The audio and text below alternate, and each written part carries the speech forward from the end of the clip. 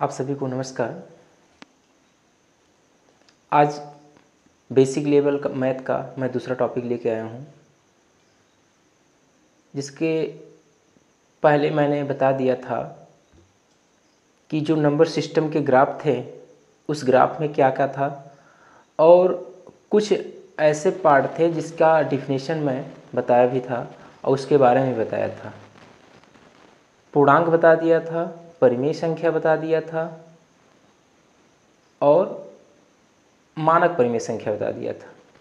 अब इसके बाद हमारा बचा था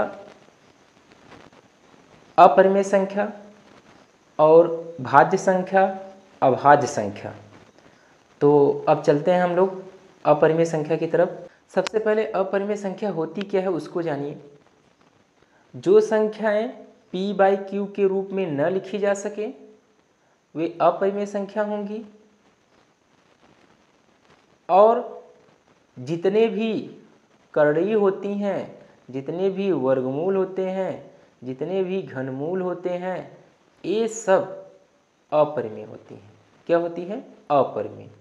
और वह कड़ी, वह वर्गमूल, वह घनमूल जिसका पूर्ण रूप से वर्ग निकल जाए, पूर्ण रूप से घनमूल मिल जाए, पूर्ण रूप से कोई भी मूल अगर मिल जाता है तो वह परिमेय संख्या कहलाएगी। अभी मैं बता रहा हूँ, देखिएगा। पहले अपरिमेय संख्या। अपरिमेय संख्या अपरिमेय संख्या इंग्लिश में इसको कहते हैं इर्रेशनल नंबर।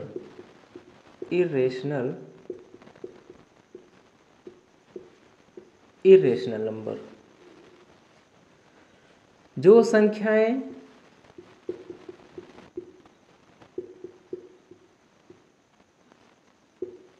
p/q के रूप में न लिखी जाए, न लिखी जा सके, जो संख्याएं p/q के रूप में न लिखी जा सके वो क्या कहलाएंगी? अपरिमेय संख्या। क्या कहलाएंगी? अपरिमेय संख्याएं। अपरिमेय संख्याएं क्या क्या होती हैं? एग्जाम्पल में जैसे सभी करणियां, वर्गमूल,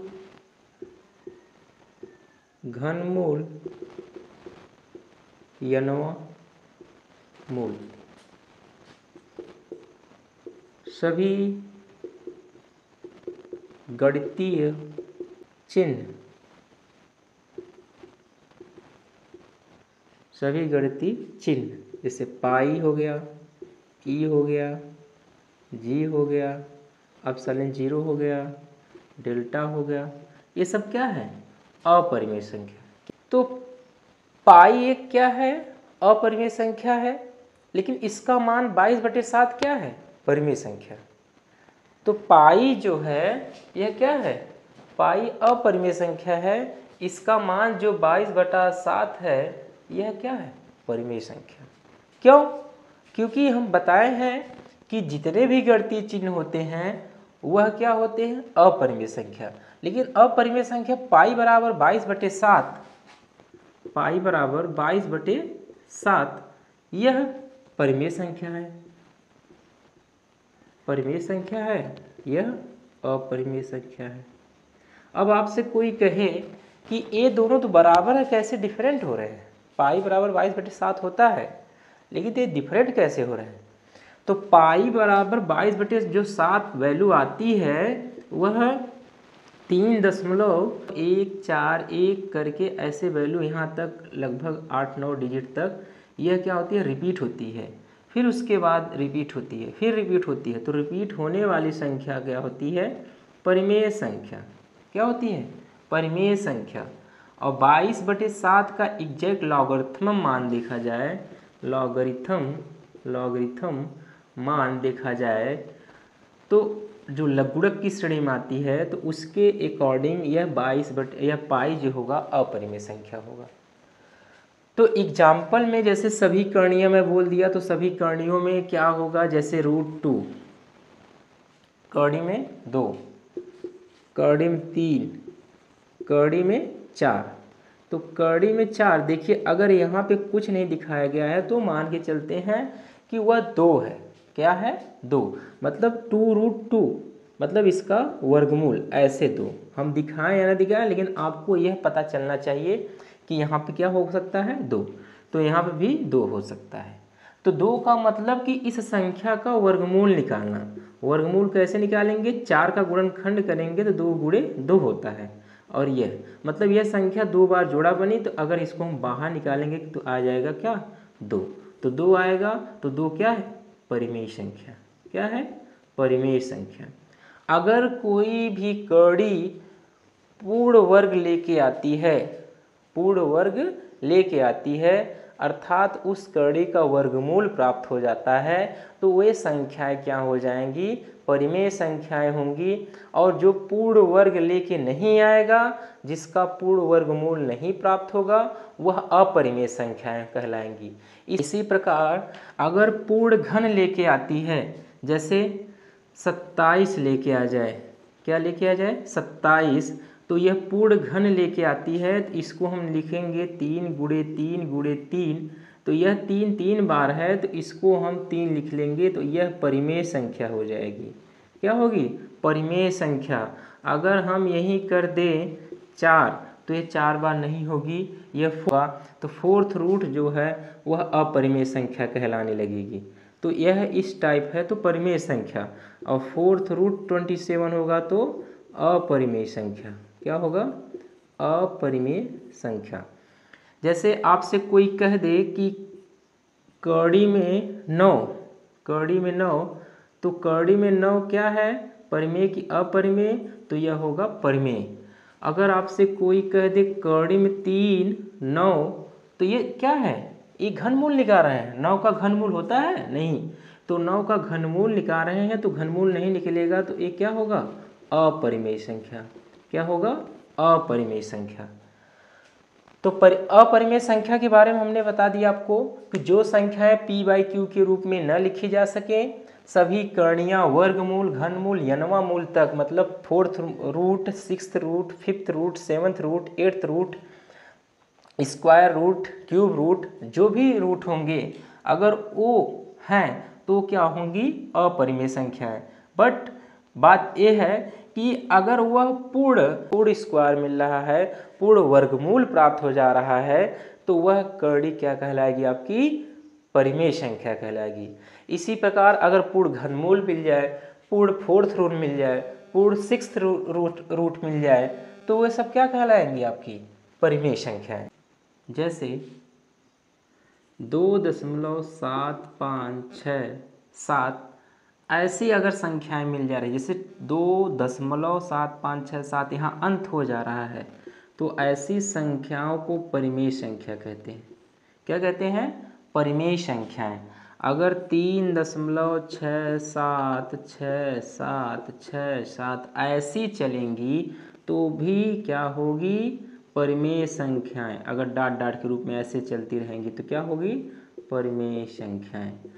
अगर मान लीजिए अगर दे दिया है 3.67 और इसके ऊपर बार का मतलब यह संख्या क्या हो रही है? रिपीट हो रही है। परिमेय संख्याएं क्या कहलाएंगी? परिमेय संख्याएं। इसको अगर हमें मिक्स फ्रैक्शन में लिखना हो तो 3 सही प्लस 67 बटे 3 प्लस 67/99। क्या लिखेंगे? 3 प्लस 67/99 यह लिख लेंगे। अगर इसको मिक्स फ्रैक्शन में लिखना हो तो 3 × 67 67/99 67/99। ये जो आपका प्राप्त होगा, ये भी क्या होगा? परिमेय संख्या। क्या होंगी? परिमेय संख्या। तो इस प्रकार की संख्याएं हो जाएंगी आपकी परिमेय संख्याएं। अगर आपसे कोई पूछे कि √6.25 क्या है, तो 6.25 क्या है? तो 6.25 मतलब यह हो जाएगा, अगर हम यहाँ से पॉइंट हटा दें तो यह नंबर मिलेगा आपको 625। यह किसी संख्या का वर्ग है। जब किसी संख्या का वर्ग है तो मान लीजिए यह कड़ी में है और एक कड़ी से बाहर तब निकल जाएगा जब वर्ग होगा, तो यह निकल के आ जाएगा 25। क्या आ जाएगा? 25, तो यहाँ पे डेसिमल है तो 2 अंक, यहाँ पर निकाल के लगा देंगे 1 अंक। अब यह 1 अंक है तो 25 को हम लिख सकते हैं 25/10, मतलब 2.5 लिख सकते हैं 25/10। यह संख्या p/q के रूप में लिखी जाएगी। तो यह संख्या कैसी होगी? परिमेय संख्या है। कैसी होंगी? परिमेय संख्या। कैसी होंगी? परिमेय संख्या। इसको भी परिमेय संख्या कहेंगे। तो जब अगर संख्याएं 2.7567 कहीं अंत हो जा रहा है तो परिमेय संख्या है। 3.66 मतलब 3.676767 ऐसी कोई संख्याएं आती हैं, यदि वह बार बार रिपीट होती हैं, रिपीटेड होती हैं, तो वह संख्या कहलाएंगी परिमेय संख्याएं।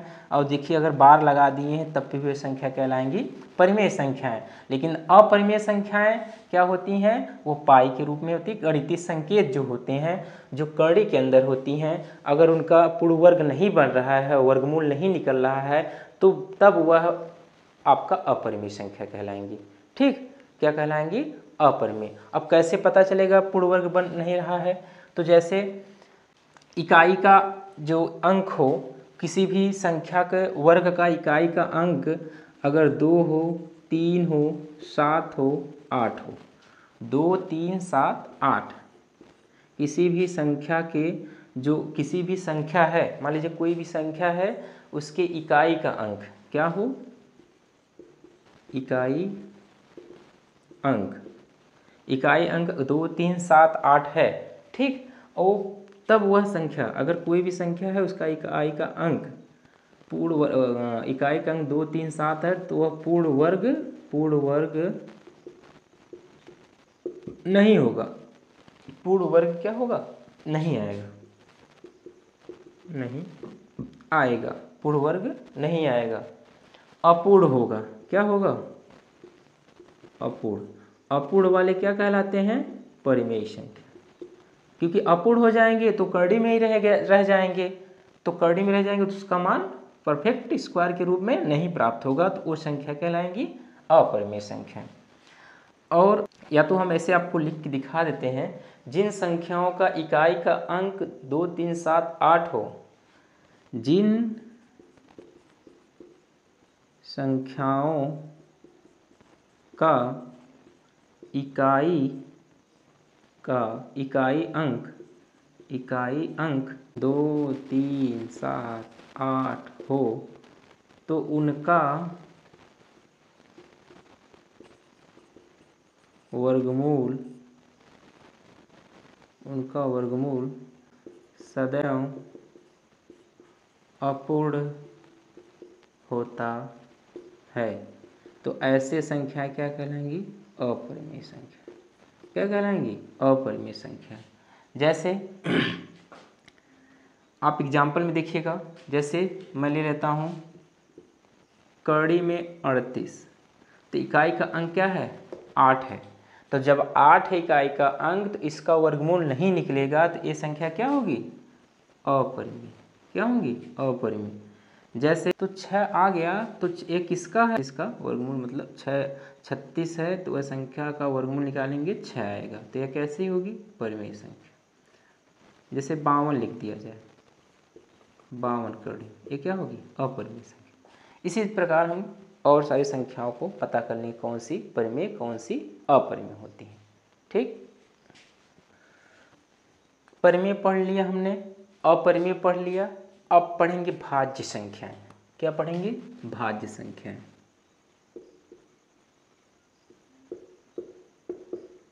भाज्य संख्याएं, इसको हम इंग्लिश में कहते हैं कंपोजिट नंबर। क्या कहते हैं? Composite number. भाज्य संख्याएं मतलब कंपोजिट नंबर। वे संख्याएं जिनका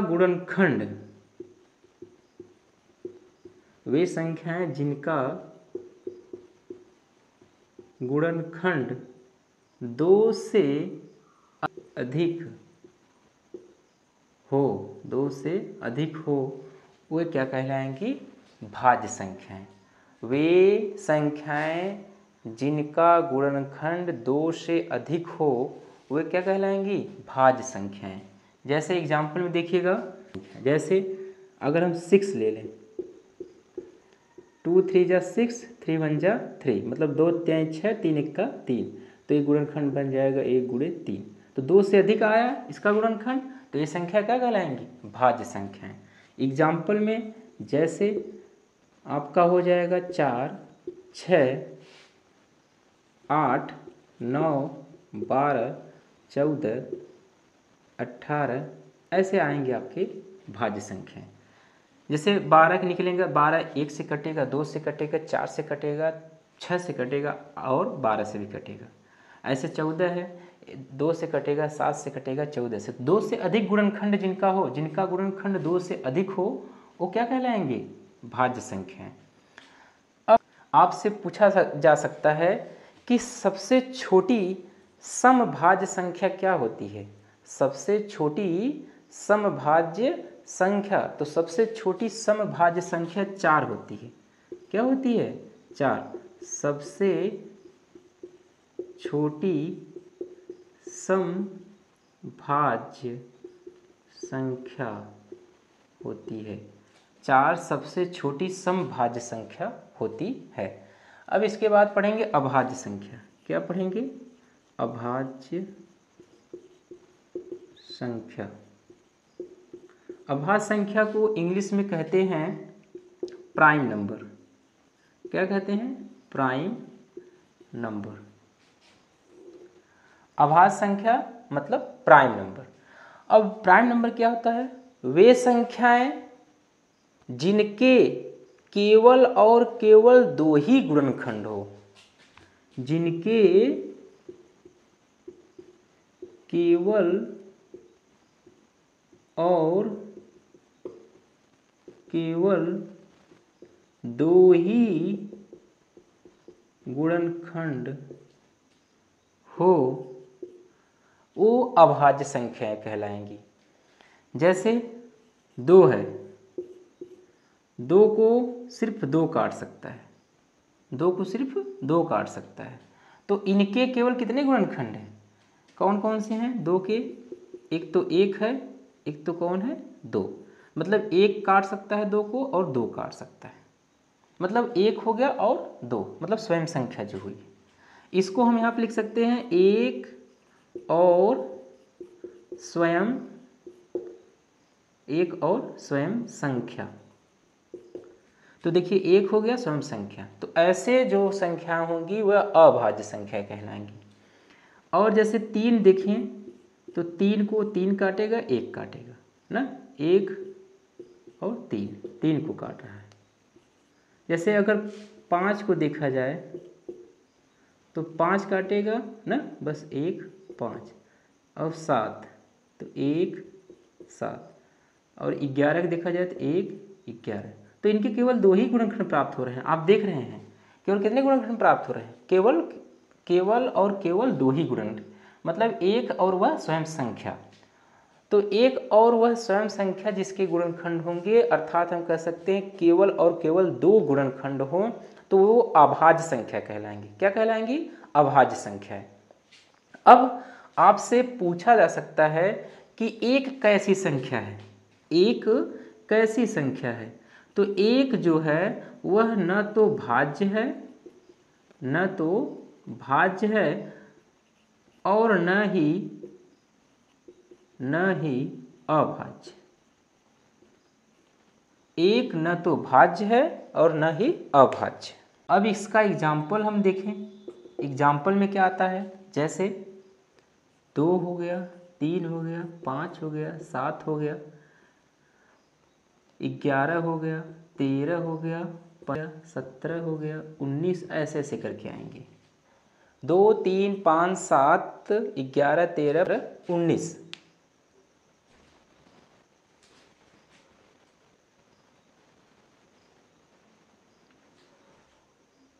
ऐसे ही संख्याएं आएंगी। अब कुछ इसके और मेन फैक्ट हैं जिसको मैं बताने जा रहा हूँ। ये फैक्ट देखिएगा, एग्जाम में, वनडे एग्जाम में अक्सर पूछा जाता है, या अक्सर लोग पूछ लेते हैं कि 2 कैसी संख्या है? अभाज्य है कि भाज्य? तो 2 कैसी संख्या है? 2 अभाज्य संख्या है। कि दो जो है यह दो सबसे छोटी अभाज्य संख्या है। दो सबसे छोटी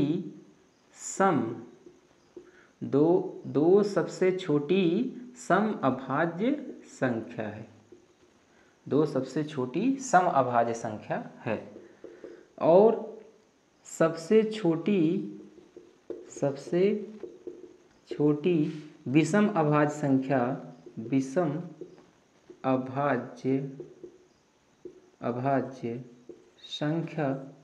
3 है। क्या है? 3 है। सबसे छोटी विषम अभाज्य संख्या क्या है? 3 है। 2 को छोड़कर सभी अभाज्य संख्याएं विषम होती हैं। क्या होती हैं? विषम होती हैं। सभी अभाज्य संख्या क्या होती हैं? विषम होती हैं। 2 जो है वह सबसे छोटी सम अभाज्य संख्या होती है। और 2 एक ऐसी मात्र संख्या है, 2 एक ऐसी मात्र संख्या है जो सम अभाज्य संख्या है, जो सम अभाज्य है। ये सारी चीज़ें मैं आपको बता दिया हूँ। ये जो चीज़ मैं बताया हूँ इसको थोड़ा सा आप लोग रिवाइज कीजिएगा। बहुत अच्छी तरीके से आप लोग को मैं मैथ बता रहा हूँ, नहीं तो आप कहीं भी देखिएगा इतना डिटेल में आप लोग को नहीं समझाया जाता है। तो मेरा प्रयास यही रहेगा कि आप लोगों तक जो भी हमारा मटेरियल प्रोवाइड हो रहा है वो मटेरियल आप लोग को अच्छी तरीके से समझ में आए और वह मटेरियल आपके लिए बहुत उपयोगी हो। ऐसा ना कि मैं आपको पढ़ा दूं वह कहीं कुछ पूछा ना जाए। तो मैं ऐसी चीज़ें आपको पढ़ाऊंगा जो वनडे एग्ज़ाम के लिए बहुत उपयोगी होगा। तो मेरा प्रयास यही रहेगा कि आप लोग को मैं मैथ में अच्छे मार्क्स ऑब्टेन करवाऊं। और कुछ ही दिनों में मैं लेके आने वाला हूं रीजनिंग का टॉपिक। तो सबसे पहले मैं ऐसे मैथ का डेली क्लास चलाऊंगा बेसिक लेवल से। अब इन सब संख्याओं को पढ़ने के बाद अभी और इसके बारे में डिटेल हम पढ़ेंगे, फिर आएंगे हम, फिर जोड़ घटाना नॉर्मली आप लोग को बताऊंगा। तो अगला जो टॉपिक होगा वह रहेगा मेरा जुड़वा अभाज्य संख्या, ठीक, सह अभाज्य संख्या।